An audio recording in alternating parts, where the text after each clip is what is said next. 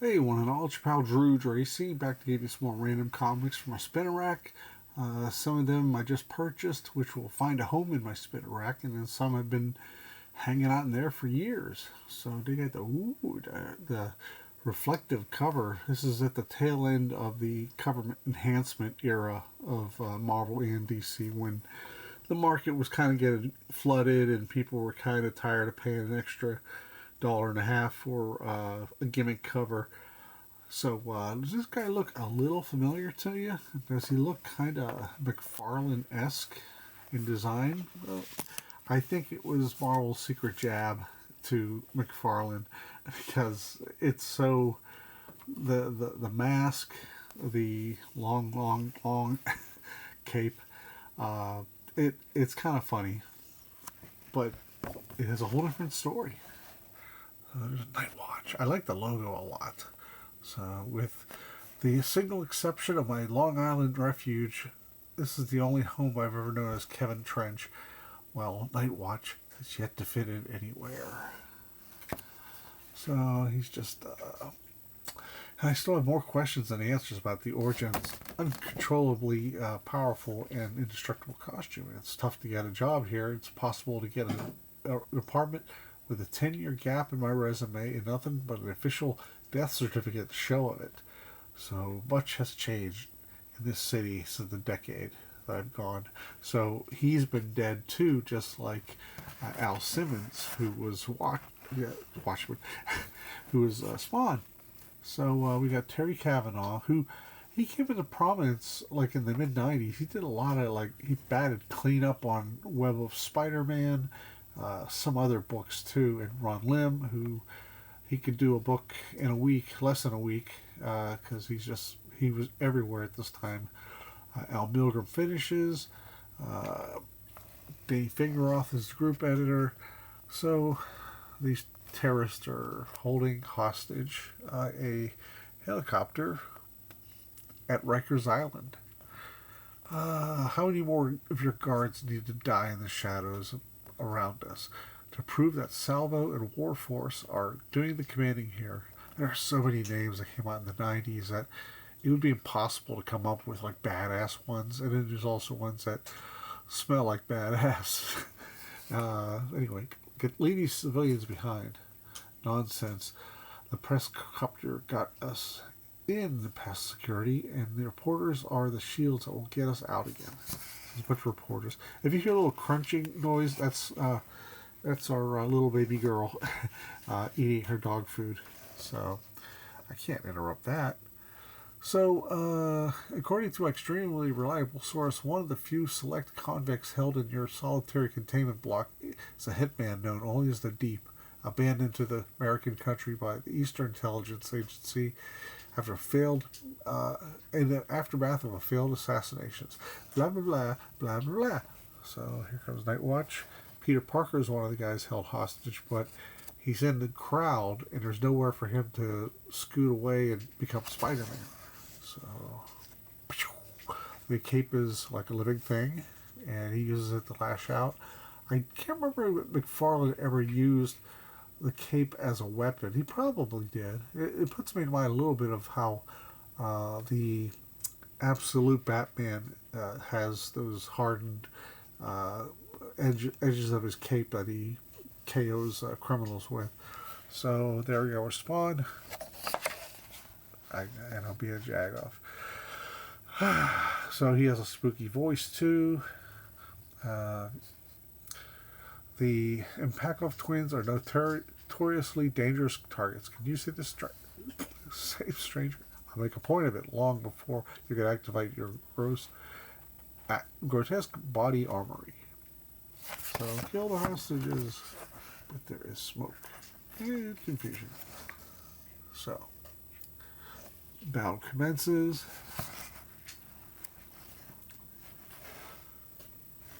And here comes Spider-Man. He's like, well, what? Who?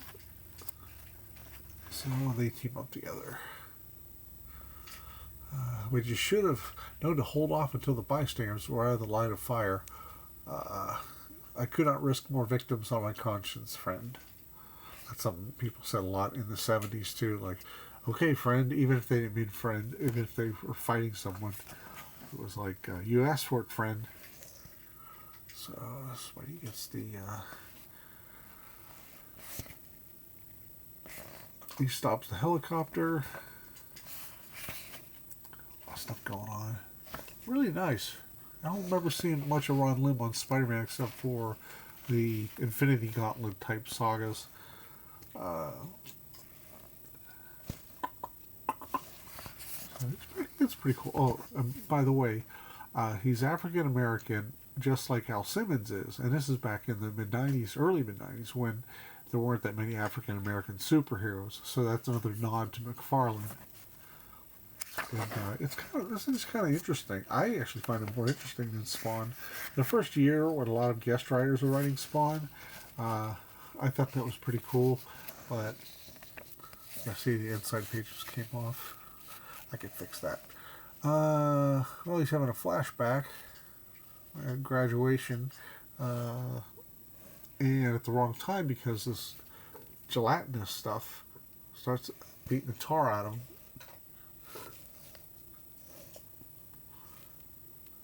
So it's really not well explained. Nightwatch lenses can easily read heat signatures of your assailants' costumes.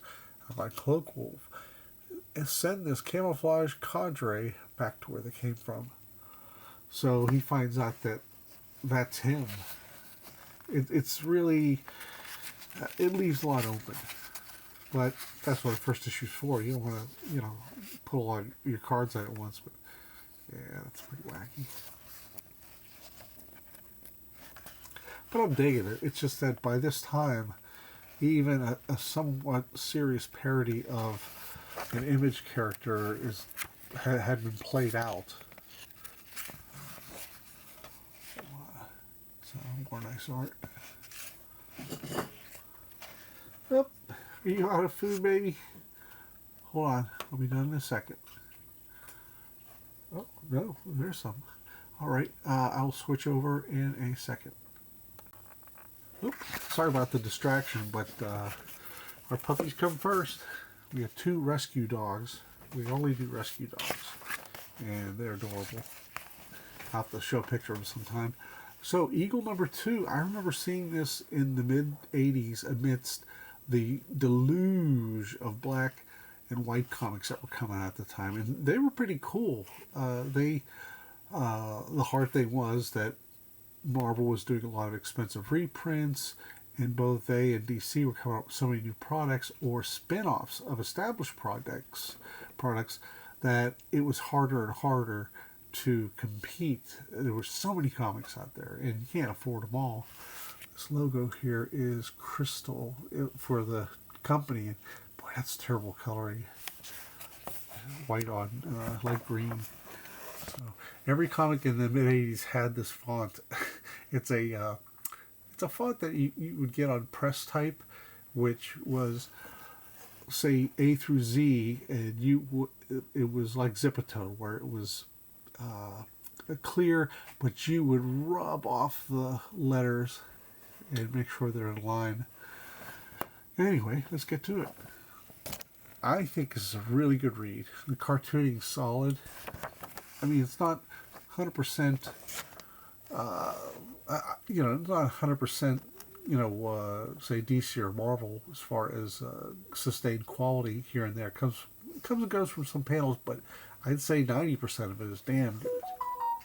Yes, and my phone agrees.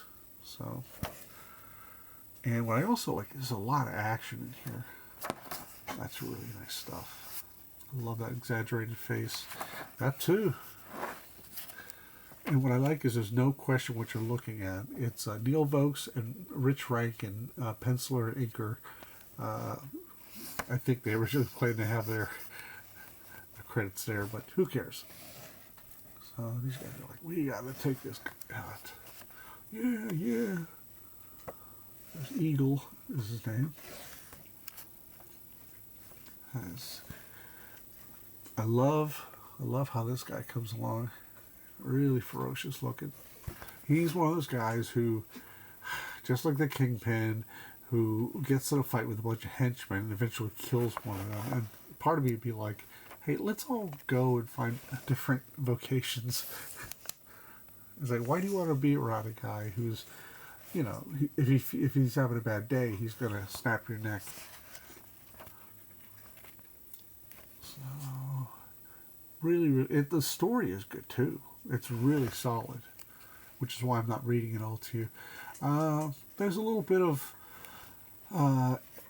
John Byrne, like in here, and so. But I've always said this: John Byrne is a good starting point.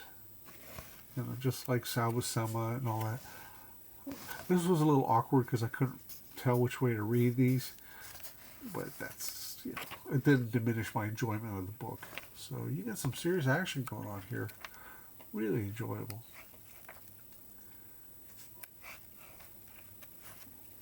I like this. 20 seconds ago before this bomb goes off. 10, 5. Boom. I look at the line work on Rich Rankin's doing on the explosion. Real orderly. That's a great look. That's something that Michael Golden was doing, and then a lot of other people who followed up did the same thing. I've done it plenty of times too. It's really cool. You got to be really patient. So it's a beautiful book. I have issue 8. I'm going to try and get them all at my local comic shop. Sometimes they just pop up. So, in the $2 bin, Fantastic Four, the famous Tom DeFalco, Paul Ryan era, which followed the Walt Simonson era. I got this mostly because I'm a sucker for the original Avengers. And, let me tell you, The Watcher. Back in 1976, there was the trial of the Watcher where Uatu was going to never interfere in the affairs of man, and he would show up periodically, but afterwards with his mouth closed, and he'd have slight expressions like in the Marvel 2-in-1 team up with the Liberty Legion. But here he's talking. This guy's the Dark Raider. He is dressed as he has a costume of Invincible Man, who first showed up in Fantastic Four 32, who originally was Franklin Richards, who was the father of Sue and Johnny. So he's like, after that, there was supposed to be like no interference at all by any measure by the Watcher, but he would show up sometimes in times of danger or times of something foreboding. And it's like, it's just, dudes, can't you keep it straight? Anyway, Tom and Ryan do the plots, and let me see, Mike Lackey does the script, and he does a real solid job. This has the original FF versus the new one, so the old thing is kind of lumpy.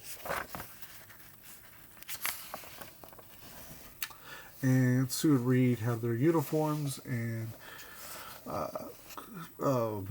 Sue is in her stylish bare shoulder look, which was a step back from when she had that crazy costume that everybody talks about, where she cut out a 4 on her cleavage and did all this like stuff that was like an episode of Maury Povich, like, my mother dresses like a teen and is embarrassing me.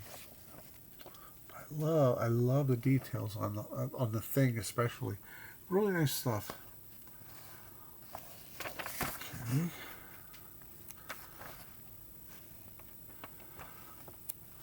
So there's like a contrived fight that comes out, but you get to relive moments like this where Thor, it was Dr. Don Blake, usually in 3 panels. You can see it happen. Whee! So Sue's taking out her younger self, because the younger self isn't as battle hardened or battle ready.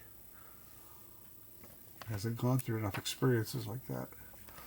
So Ant-Man comes along. They like the same pose as before. I think so. I don't know. Hang in there, everybody. I must find this out. I will not sleep tonight until I see this. Phooey, phooey, phooey, phooey. Anyway, the original Avengers are there, and God, I don't know why I'm having trouble. Well, actually, I will tell you why in a second. It's this fucking fold out. It makes it really awkward to open up and read. It was the 1-900 phone. Oh, it's not even a 900 phone. It's a 516 phone. Your connection to Marvel information. But it makes it gets in the way. It's like I can't turn the page because it's a little shorter than the cover. So I hate that.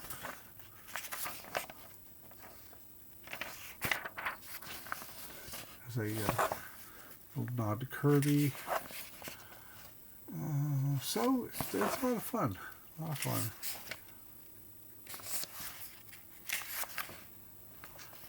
And the moment has come to act. And this book, it's 388, but right around the time of issue 400, there are four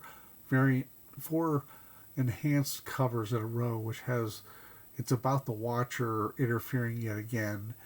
I don't know the full details off the top of my head, but it was, it's just silly. Come on, get back there. There.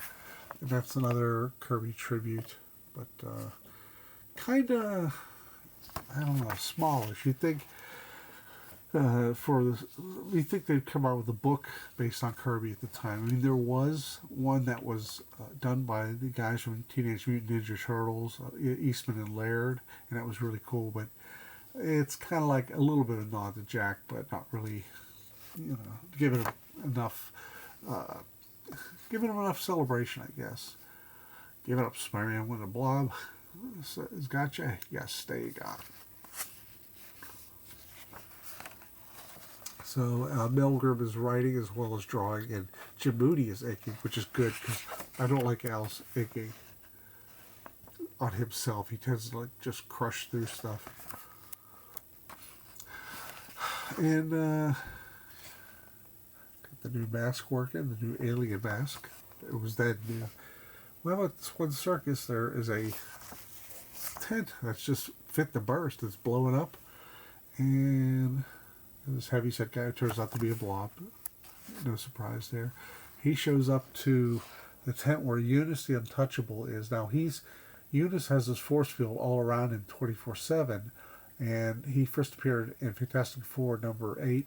He the way he got defeated was the Beast created this contraption that enhanced the force field to where actually it would be 24 hours that he could not get anything. I mean, he couldn't get food, he couldn't eat, and finally he got some kind of ray. The Beast created a ray to reverse it, and he can eat again. So, but this is years later. It's like 20 years later, and the force field is completely out of control. And in an issue of Marvel Fanfare, I think it was issue 8 or 6 or something, it showed how helpless Eunice was, and the Blob was trying to help out, looking after him, like a brother. And he's trying to reach to him, and you can see the rolls of skin are just kind of pushing back. And he's like, "I'm here to help you, Gunther." But then the force field's down, and he's dead. And here's the thing, too. Before, it wasn't necessarily the Blob that killed him. The Blob had been entering through the force field using his bulk, his mutant power, and feeding him. He was looking after him, but this time, I guess the force field wore out, and the Blob's having a fit. I'll make them all pay. Even though they all, this doesn't really mean anything, because it's not like a specific thing hit him. It was his own mutant power that, this is okay, just kind of dull.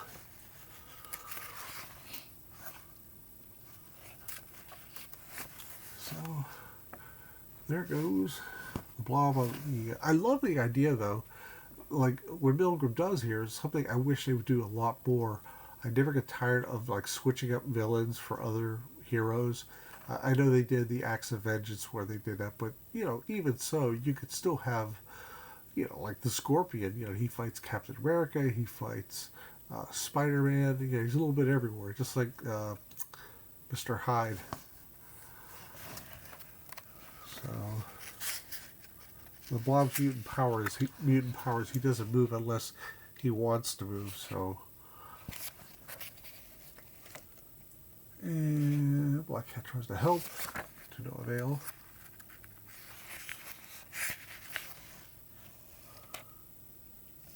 And then he falls, and he says, "Blast it! I wasn't planted, so I lost my balance." And it turned out that it's Black Cat's power. She has a power that is, you cross a black cat, you have bad luck.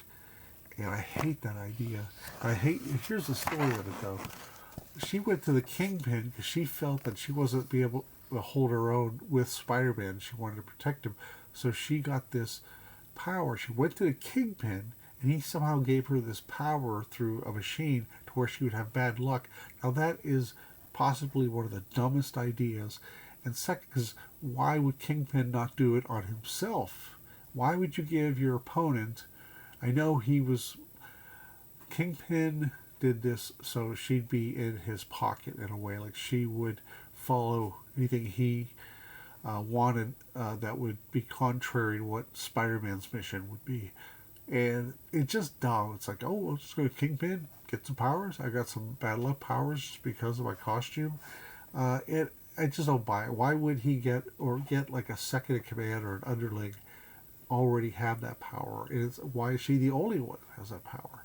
So I really don't like that part. So some nice boiling hot soup. It doesn't stop the Blob. He hits the ground and he just walks away. Now my friend's dead. No more fighting. He's passing us by as if the fight's got out of him. Was he mumbling about some friend of his died? I guess so. It looked like he just wanted control because he was grief-stricken. I almost feel sorry for the Blob. No more fighting. I'm tired of fighting. I just want to be left alone. Honk, honk. I love this. He's blocking traffic. And there's sort of a post-game wrap-up where... He says, I guess I was being overprotective, trying to keep you out of action. Forgive me? Well, sure, I told you I would be I would be a hindrance. Maybe I should tell him about my new powers. Now, how would he react? What would he think if he learned that I struck a bargain with the arch foe, the Kingpin, in order to gain his powers? But I love the ending. That's clever. Yeah, Al Milgrom, he did some cool stories. Some were wonky and some were cool, but the answer was a crappy villain. But there was another one called The Spot, and everyone jokes on The Spot, but he really has a great Ditko feel to me. And now, turn me on, Deadman. Now we go to Andrew Helfer and Jose Luis Garcia Lopez. I have only known Andrew Helfer as an editor, and I think he did one of the eras of the Shadow in the late 80s, like after Bill Sienkiewicz and after Howard Chaykin brought the character back. But man, Jose Luis Garcia Lopez. So I started thumbing through this, and oh my gosh, it's so beautiful. But there's like a lot of 10, 12 panel pages, and it kind of put me off for a while. So I've had this for like 6 months, but I broke down and I read it, and it's gorgeous. Gorgeous.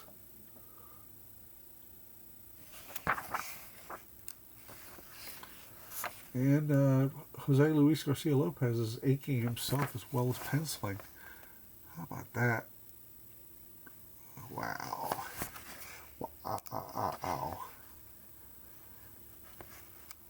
There's a lot to cover, so I'm not going to go into it. And also, it gives you more than your money's worth. It's a little too compressed at first, but once you get warmed up, you see what's going on and you kind of see why. But I was kind of hoping that would, look at that, it's like 16 panels right there. or 12. It's crazy. Using a little bit of the duotone shading on the face as well as the snow. It's always a good look. But damn, look at this stuff. What a chintzy, stupid ad. It's like, did he put any time into this at all? It's embarrassing. But I know we're not here for that, but it's just in contrast. How about that? Ugh. I'd love to see one of those pages up close. There's Tiny, the circus strongman from the original run.